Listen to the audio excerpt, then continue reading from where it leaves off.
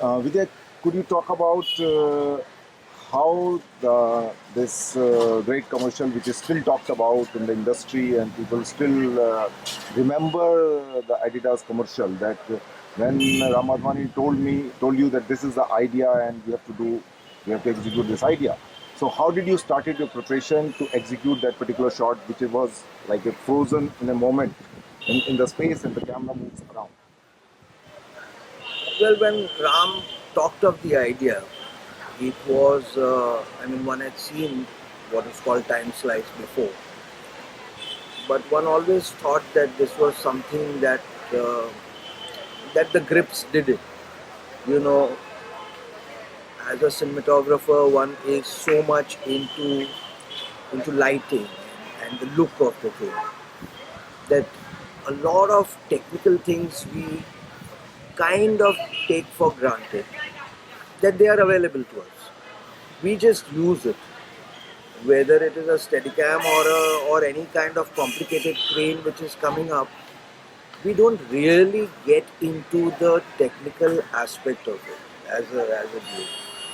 We say, okay, ये क्या कर सकता है? This is what it can do. This is what I need to devise a shot like this. So I need a crane like that. I'll do it. So the attitude of a time slice also was that some people will come, they'll set up a rig.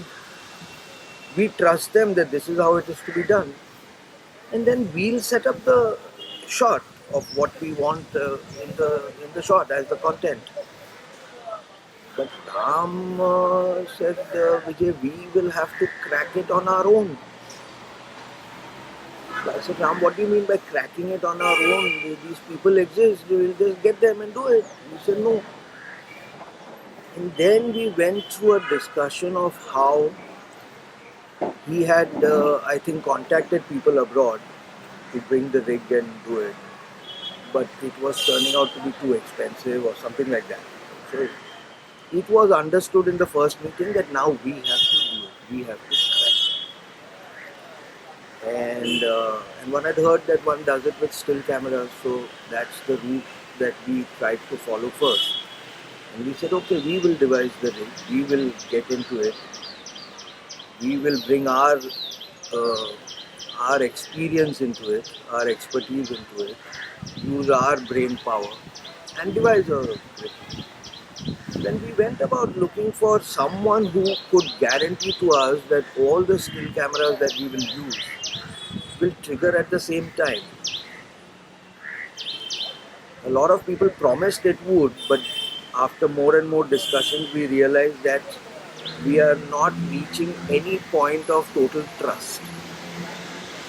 So Ram said, Vijay, this is not happening. I said, then cameras, our movie cameras is the only option that we have. And obviously we could not use film cameras because we knew we needed 40, 50. We didn't know what number we needed.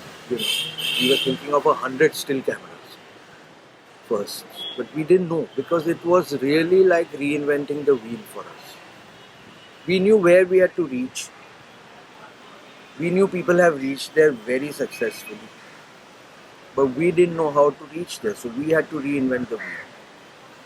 So I suggested, why don't we do it on video cameras? Video cameras would be available. It was a major task getting into video cameras, as we realized later, because of the kind of inconsistencies that exist in that format. So I started by doing whatever tests I could, very primarily getting a round trolley first, putting a camera on the thing, and then shooting it at different intervals, because we didn't even know what gap each camera has to be put in. True. How do you, someone will say put it at 2 feet, someone will say put it at 6 feet. Naturally, the more the gap, more is going to be the jump. And the closest it is, if it's a round trolley continuously, it's going to be the smoothest. We knew we had to be somewhere between the smoothest, which is not possible, and the jerky one, which is not desirable. So I did a lot of tests, putting it at different angles, without really bothering about the subject, but putting it at different distances to see what was giving us a smooth movement. I really don't remember what we arrived at, because the entire process, which went over months, was just bringing your intelligence and experience to the table and solving each thing as it came up with your common sense only. But I think we finally arrived at something like 10 inches gap or something Between the two between cameras. each camera. And what should be the height you arrived at the first time, and when you reshoot, what was the height? Yeah, now the height was an issue, because what we did is, and we really, it was a lapse on our part that we didn't give it much thought. We were so preoccupied with the other complications and trying to work that out, that we, I think, somewhere played it safe by taking an eye level shot.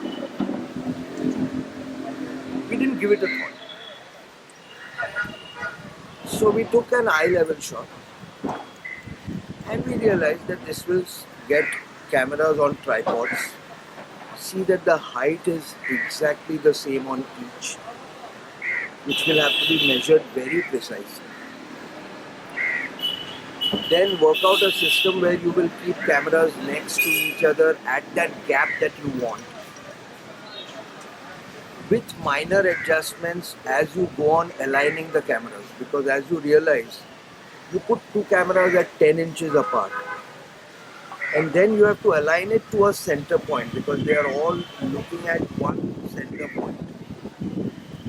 And the moment you align it, and this guy has to pan a little to the right and the next guy has to pan a little to the left, you realize that your inter-camera distance from 10 inches has become 9 inches or has become 11 inches because of this movement. But that was all a thing which was a practical thing to be solved when we reached the place. So when you are setting up that 10 inches, you kind of approximately align it and then only see, so that the change is not much. Nevertheless, there were changes that were needed once the cameras were aligned.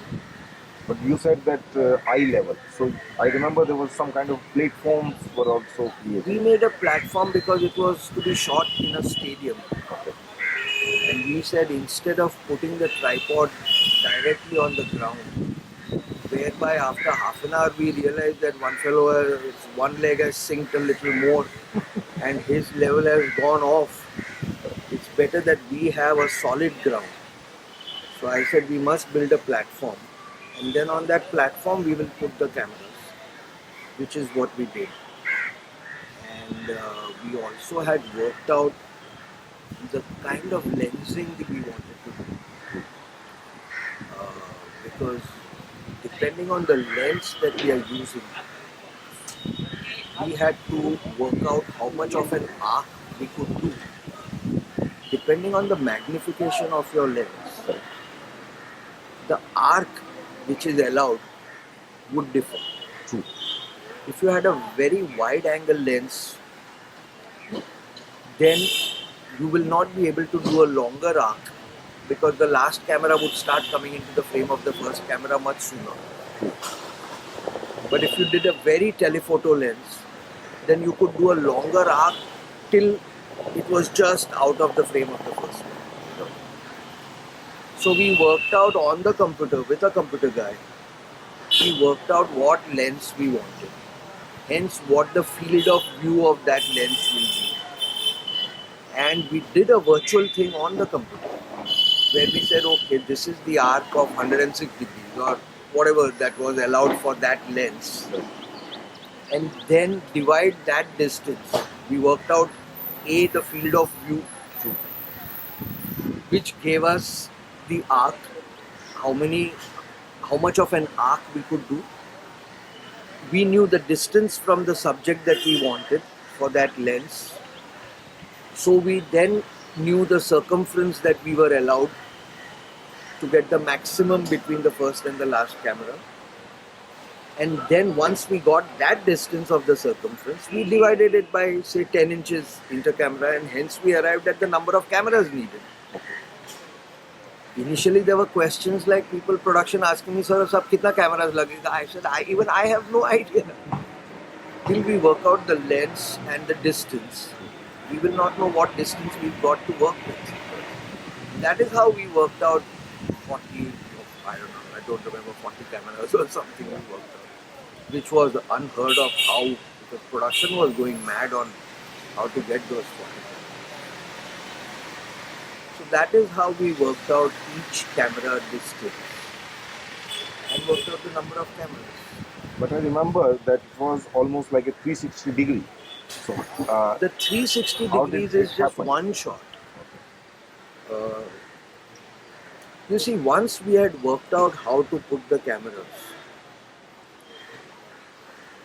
we knew that we had to take all shots with that setup. If it is a rig, I can move the rig to taking your shot, then that shot, then that shot, just move the rig. But here the rig was a fixed thing.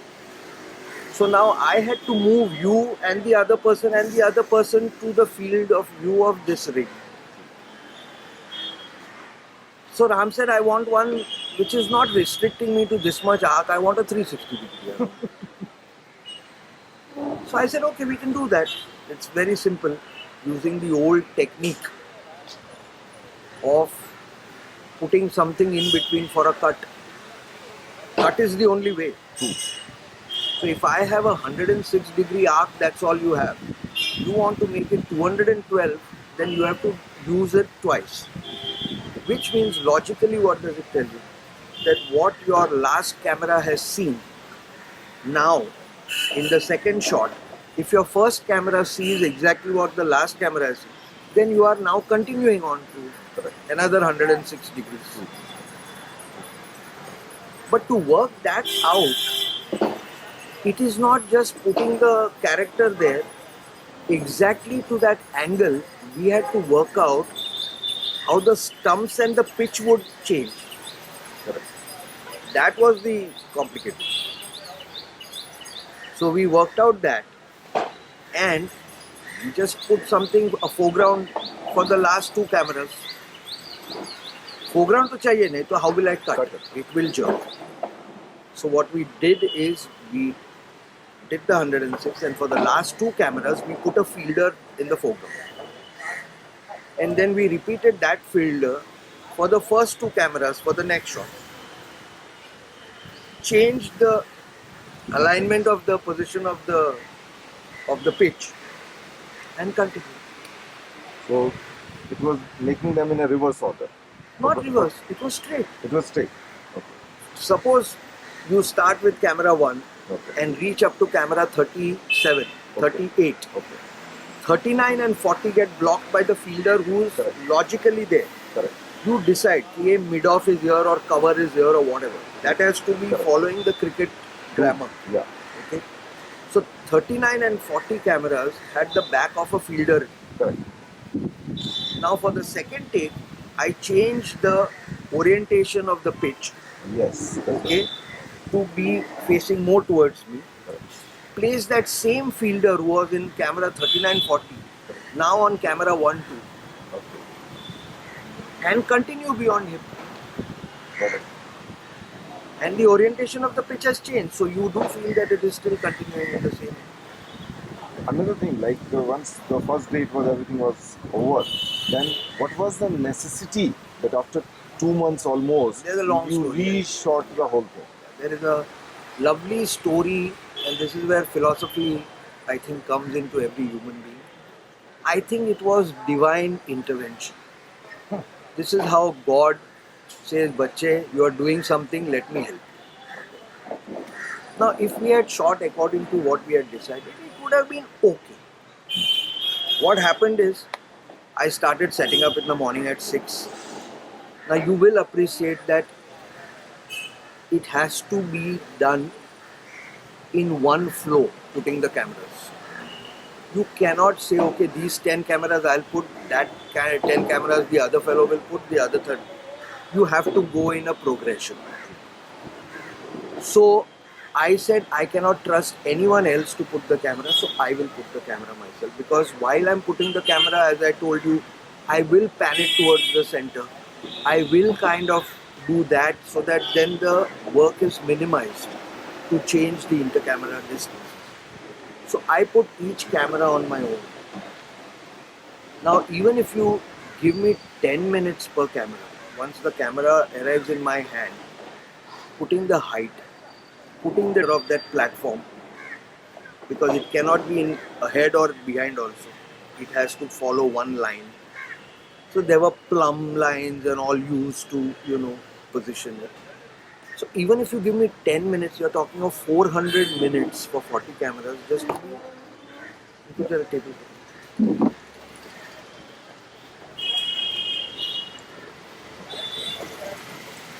You're talking of 40 cameras into 10 minutes is 400 minutes. Come this way. Yeah. Come this way.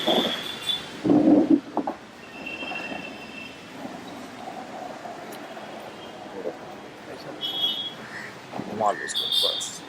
ये तू पता नहीं, ये तू पता है.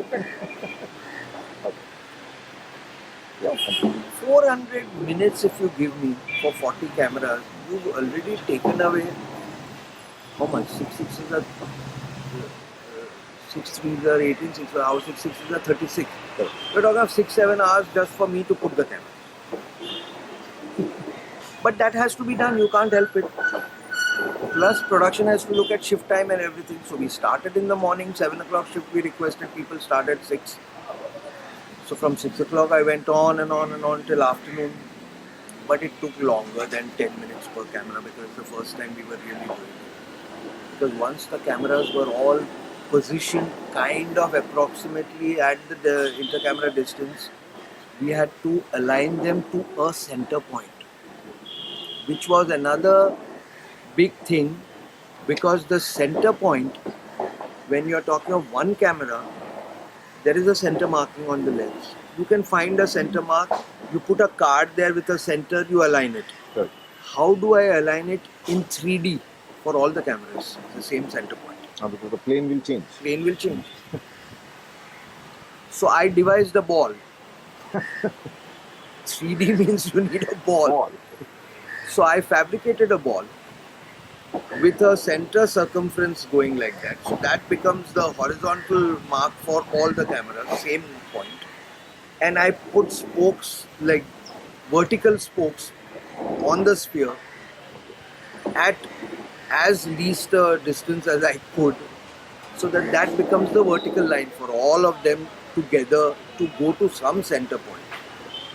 After which we realized that in video cameras, once you zoom in and put your center mark to the same mark, the moment you zoom back, the center point shifts. And each lens has its own unique characteristic where it shifts. So one had to kind of zoom back a little, see it shifting this side, bring it back. So each one had to be aligned, again using a lot of approximation and expertise only, and aligned thus. The other problem, we can come to that, what the other problems were later on. So this is how each camera was aligned. What happened is, by the time I was ready to shoot the shot, and Sachin came and they discussed, and chalo, now we are ready, we will take, we're discussing what, how shot, what shot. We realized that the sun had gone down and a lot of the camera shadows were coming into the field. So that is what we said, now how do we shoot this? Because they were all on Sachin and all. So not possible to take the shot. It's late in the evening now, we can't take the shot. So Ram said, what do we do? I said, see, now the cameras are set. This is the position we wanted is set. Let us leave the setup as it is. Come tomorrow and start shooting in the morning, because we are set and we'll get the full day. That to me seemed to be the best Only solution at that time and probably the only one. So Ram said, yeah, let's do that. Little did we know that the working system of an industry cannot be changed by an individual on a certain day just because he decides to. It doesn't happen because the moment everyone got to know that we are packing up for the day, I saw an army of 120 people marching towards me because each camera had 3 camera attendants and 120 people marching towards me. Chalo, pack up ho gaya, let's take the camera and go home. And I had to stop them and I said, you are not going to the camera. So I told them, I said, I'm leaving this entire setup as it is because we've spent 6-8 hours setting it up. I cannot dismantle it now. I said, we will not let you leave the camera here. Impossible to leave it unattended. So then we solved it by saying, okay, I said, I'll take the cameras off, but I'll leave the stands where they are. So half my work is at least ready tomorrow. So the next day I have to just come and put each camera in place and realign them on the visual mixer. Because we were doing it on the visual mixer. Each one aligned, then randomly aligning first to the 10th, 10th to the 18th and checking if everything is right.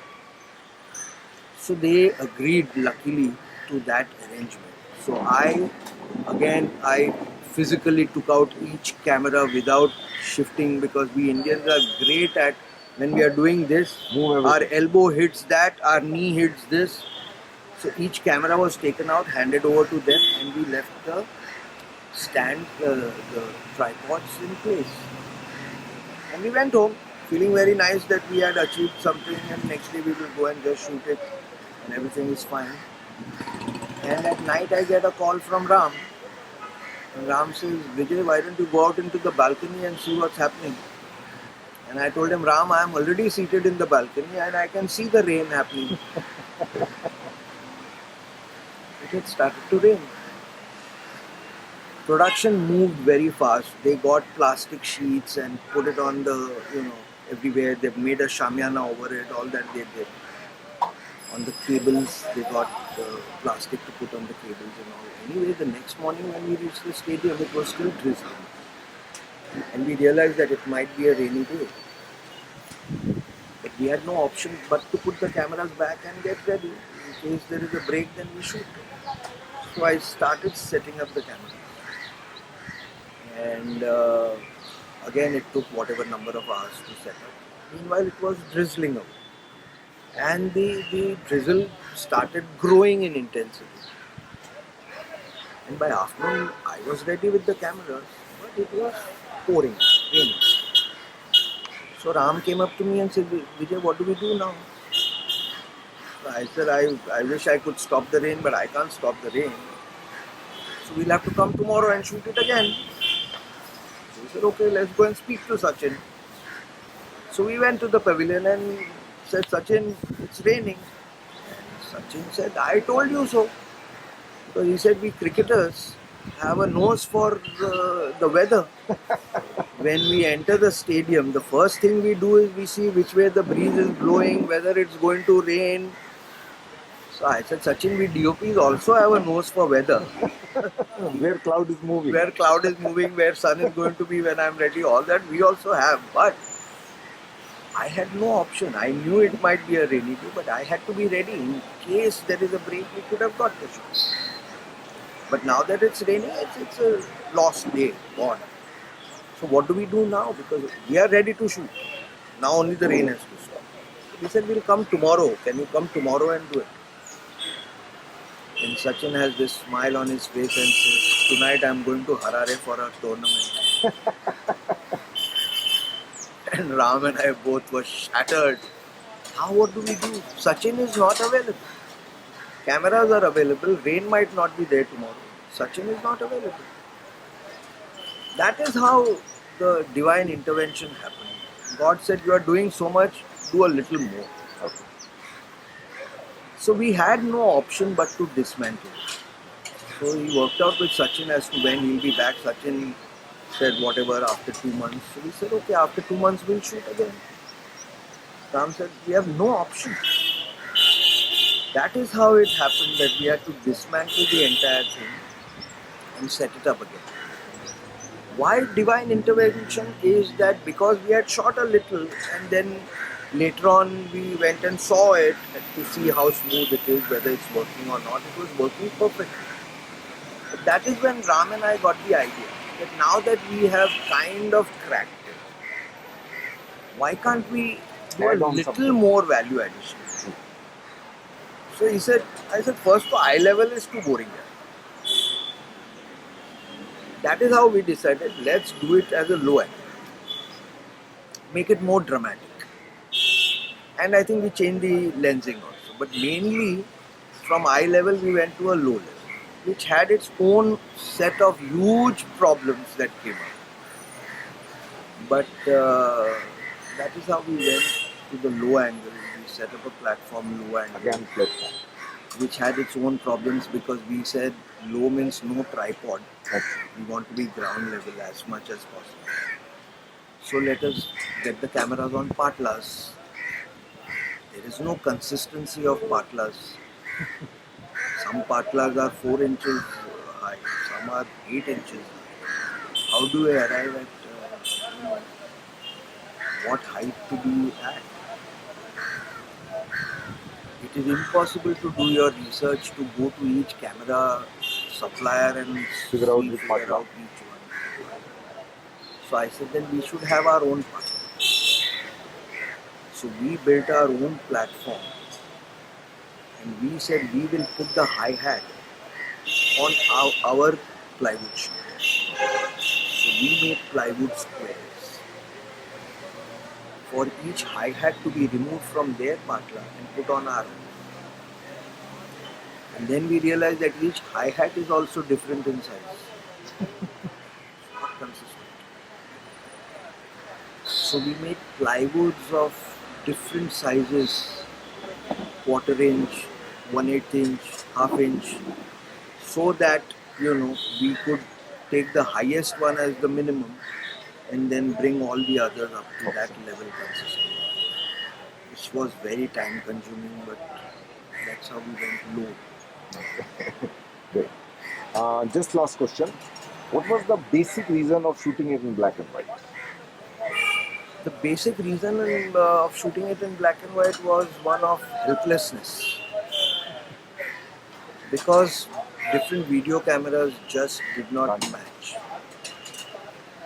They didn't match in lensing. Different makes, different lenses, some Fujinon, some Canon. Their markings were different. If you are saying you are shooting at lens X, then the other one didn't have that marking. All lenses don't follow the same marking. So that was a huge problem. Anyway, thank you very much for your time. Thank you very much.